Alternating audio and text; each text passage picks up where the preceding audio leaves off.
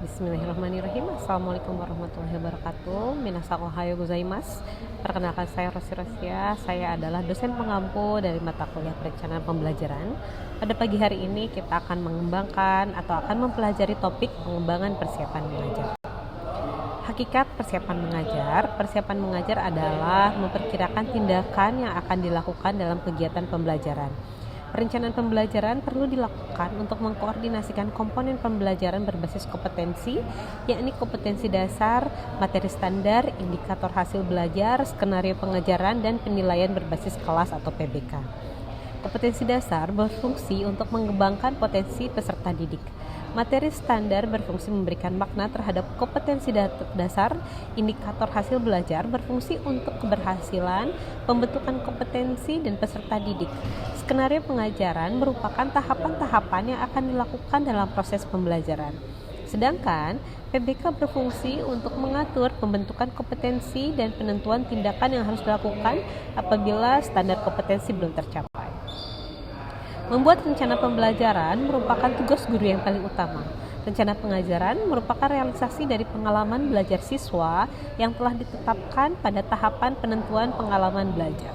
Guru dapat mengembangkan rencana pengajaran dalam berbagai bentuk, misalnya lembar kerja siswa, lembar tugas siswa, lembar informasi, dan lain-lain, sesuai dengan strategi pembelajaran dan penilaian digunakan.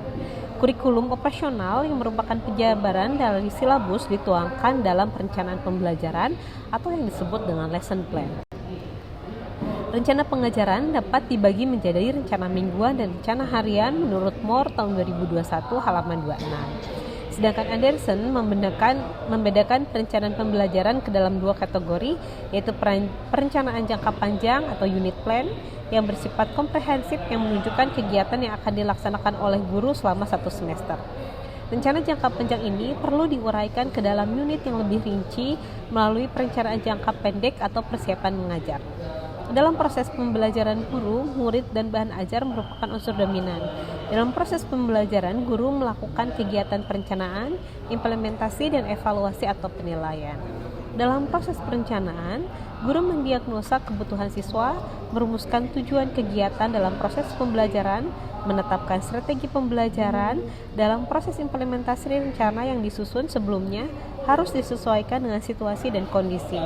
Dan yang terakhir adalah tahapan evaluasi. Guru harus dapat menetapkan prosedur dan teknis evaluasi yang tepat. Tujuan perencanaan pembelajaran yang pertama kompetensi dasar, yaitu untuk mengembangkan potensi yang dimiliki oleh peserta didik. Yang kedua materi standar, yaitu untuk memberikan makna pada kompetensi dasar. Yang ketiga indikator hasil belajar, yaitu untuk menunjukkan keberhasilan pembentukan kompetensi pada peserta didik. Skenario pembelajaran adalah tahapan-tahapan yang akan dilakukan dalam proses pengajaran. Yang kelima, penilaian berbasis kelas untuk mengukur pembentukan kompetensi yang merupakan tindakan yang harus dilakukan apabila standar kompetensi belum tercapai. Terdapat 6 kerangka perencanaan dan implementasi pengajaran. Langkah-langkah dalam penyusunan perencanaan pembelajaran yang pertama adalah mendiagnosa kebutuhan peserta didik. Dengan kata lain, guru harus memberikan perhatian khusus kepada siswa di dalam kelas. Guru harus mengetahui minat, kebutuhan, dan kemampuan mereka, memilih isi, dan menentukan sasaran. Sasaran pengajaran melukiskan harapan peserta didik agar mampu melakukan sesuatu sesuai dengan urutan pembelajaran. Yang ketiga, mengidentifikasi teknik-teknik pembelajaran. Aktivitas ini dilakukan karena guru telah mengetahui sasaran tertentu yang dapat digunakan sebagai basis untuk mengambil keputusan. Guru memiliki kebebasan dalam memilih teknik pengajar yang akan digunakan sesuai dengan tujuan pembelajaran yang telah ditentukan sebelumnya. Merancang aktivitas atau merumuskan unit-unit dalam merencanakan pengajaran. Dalam kegiatan ini, guru memilih aktivitas untuk mahasiswa agar mahasiswa memiliki pengalaman belajar untuk mencapai tujuan pembelajaran, memberikan motivasi dan implementasi program. Pada tahapan ini, guru memberikan motivasi kepada mahasiswa dalam melakukan proses pembelajaran. Pengukuran, evaluasi, dan penentuan tingkat aktivitas ini merupakan pengembangan perencanaan untuk mengadakan tes dan menyesuaikan tentang keterampilan peserta secara individual. Prinsip-prinsip persiapan mengajar. Yang pertama, terdapat beberapa prinsip-prinsip yang perlu diperhatikan dalam merumuskan perencanaan pembelajaran. Yang pertama adalah rumusan kompetensi dalam persiapan mengajar harus jelas. Semakin konkret kompetensi, semakin mudah diamati dan semakin mudah diaplikasikan. Kompetensi harus merujuk pada taksonomi Bloom. Yang kedua, persiapan pengajar harus sederhana dan fleksibel, serta dapat dilaksanakan dalam keadaan pembelajaran dan pembentukan kompetensi peserta didik. Kegiatan-kegiatan yang disusun dan dikembangkan dalam persiapan mengajar harus menunjang dan sesuai dengan kompetensi yang telah ditetapkan.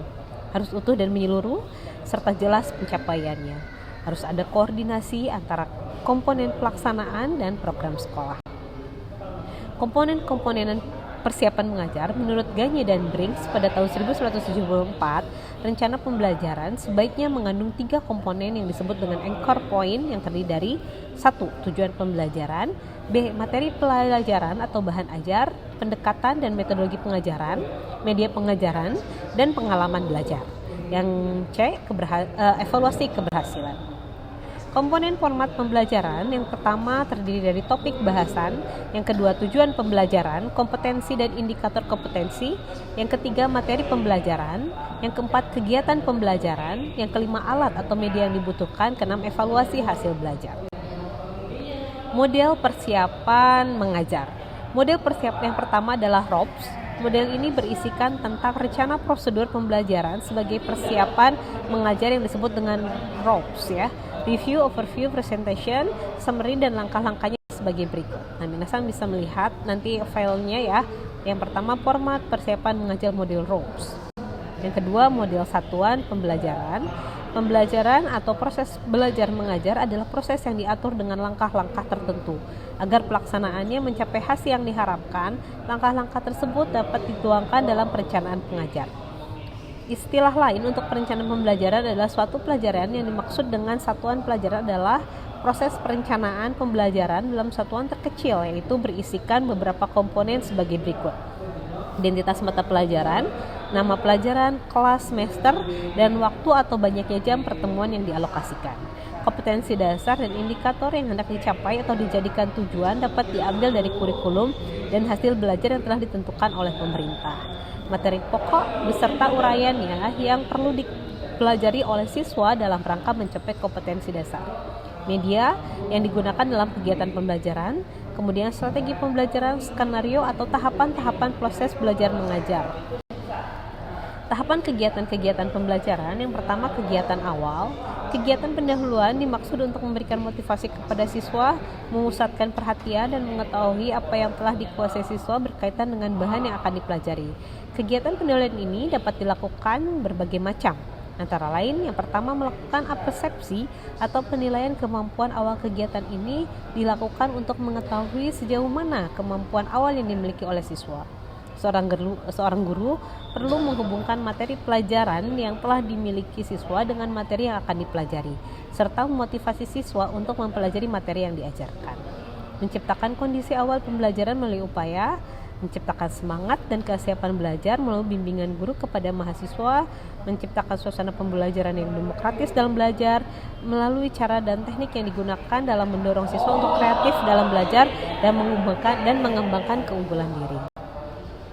Tahapan kegiatan-kegiatan pembelajaran yang pertama adalah kegiatan inti. Kegiatan inti adalah kegiatan utama untuk menanamkan, mengembangkan pengetahuan, sikap, dan keterampilan berkaitan dengan bahan kajian yang bersangkutan. Kegiatan inti setidaknya mencakup 1. Penyampaian tujuan pembelajaran, 2. Penyampaian materi atau bahan ajar dengan menggunakan pendekatan metode sarana dan alat media yang sesuai, 3. Pemberian bimbingan bagi pemahaman siswa, yang keempat melakukan pemeriksaan, pengecekan tentang pemahaman siswa, dan langkah ini siswa dikelompokkan menjadi kelompok pembelajaran klasikal digunakan apabila materi pembelajaran bersifat fakta atau formatif, terutama ditujukan untuk memberikan informasi atau sebagai pengantar dalam proses pembelajaran, sehingga cenderung metode ceramah dan tanya jawab akan banyak digunakan. Yang kedua, pembelajaran kelompok digunakan apabila materi pembelajaran lebih mengembangkan konsep atau subpokok bahasan yang sekaligus mengembangkan aktivitas dalam pemecahan masalah melalui kelompok belajar siswa. Kegiatan guru akan lebih banyak mengawasi dan memantau kelompok turut berpartisipasi. Kegiatan belajar individual artinya setiap anak belajar di kelas mengerjakan atau melakukan kegiatan masing-masing. Kegiatan belajar tersebut mungkin sama untuk setiap siswa, mungkin pula berbeda. Dalam pengembangan individu, setiap siswa dituntut untuk mengerjakan tugasnya sesuai dengan kemampuannya masing-masing. Tahap-tahap kegiatan pembelajaran yang terakhir adalah penutup.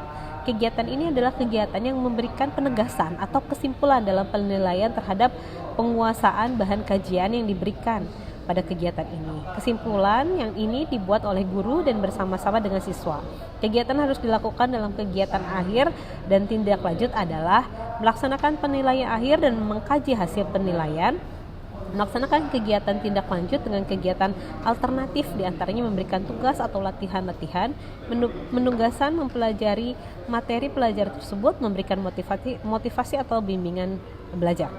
Mengakhiri proses pembelajaran dengan menjelaskan atau memberitahu materi pokok yang akan dibahas.